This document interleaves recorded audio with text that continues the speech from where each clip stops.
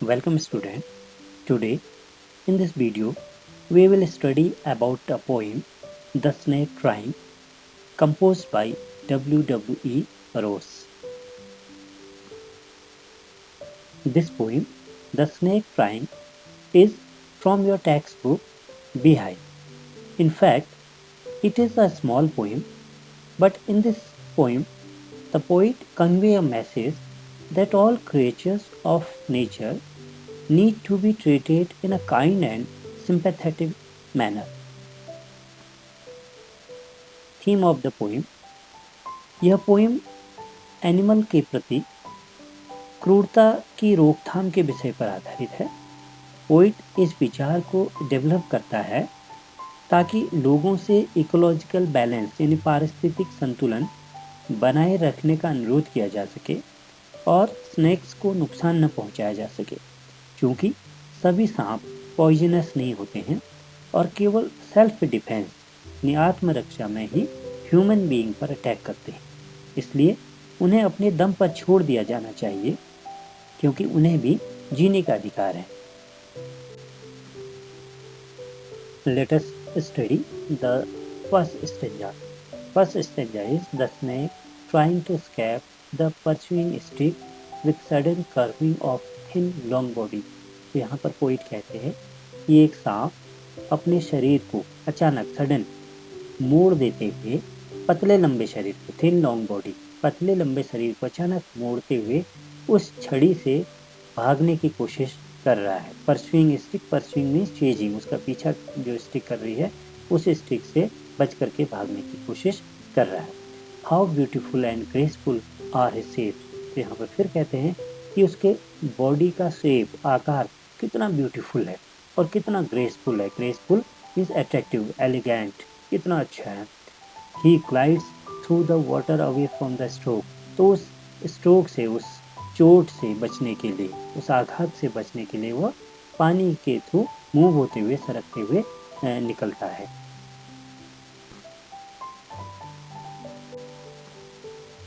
Second stanza, Oh, let him go over the water into the reeds to hide without hurt, small and green, he is harmless even to children.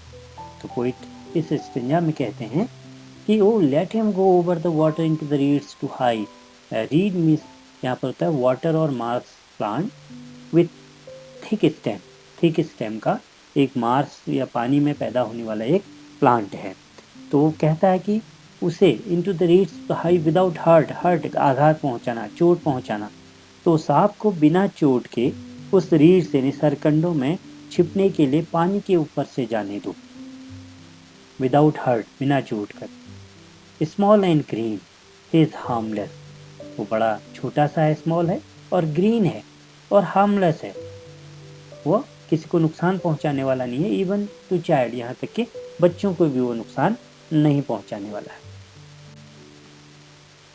Stanza third, along the sand he lay until observed and chased away.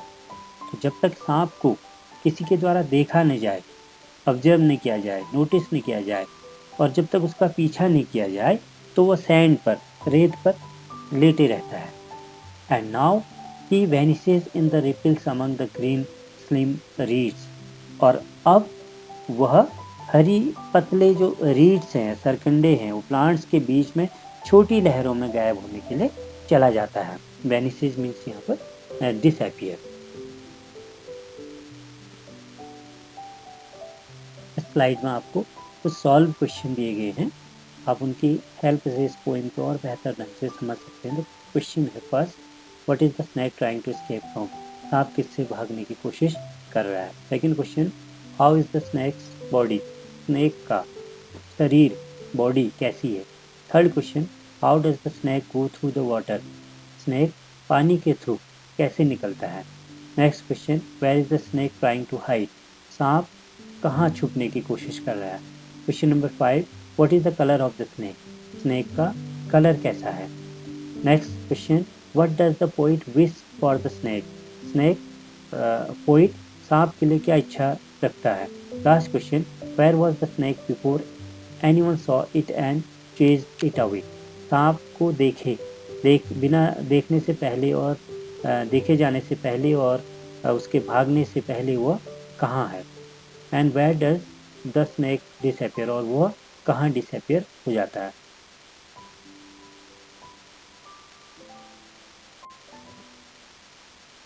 Now there is some assignment for you.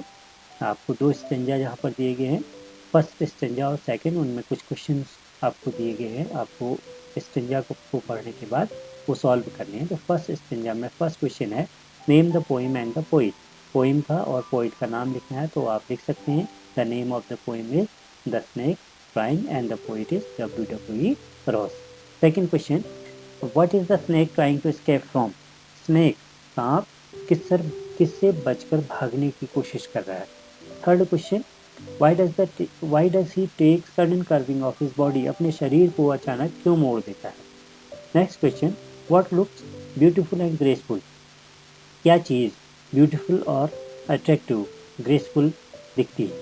Last question, where does the snake go and why, सांप कहाँ जाता है और क्यों जाता है। ऐसी second stanzas में first question is name the poem and the poet. This question is again repeated as usual, जैसे फर्स्ट स्टेंजा में आया है तो आप आंसर लिख सकते हैं।